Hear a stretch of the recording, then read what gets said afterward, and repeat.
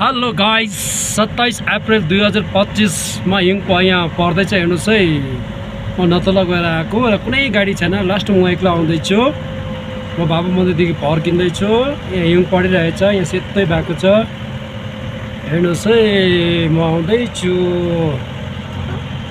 बाबुदेखि माथि। यो माथि बाबुदेखि माथि गोठ पुग्नु आएको थियो। पहिला गोठ थियो यहाँ। हेर्नुस् है आजको नजारा तपाईहरुले हेर्नुस्। अब अगाडि गाडी फसेछ भने टुरिस्टहरु के भएछ म लान्छु, रेस्क्यु गर्छु। ल है म आउँदैछु। यहाँ चाहिँ के चाहिँ भयो, यहाँ अगाडि हेर्छु। यहाँ अगाडि गाडी चाहिँ के भएछ, यो मान्छे यसको मान्छे पाए भने म लान्छु सोध्छु,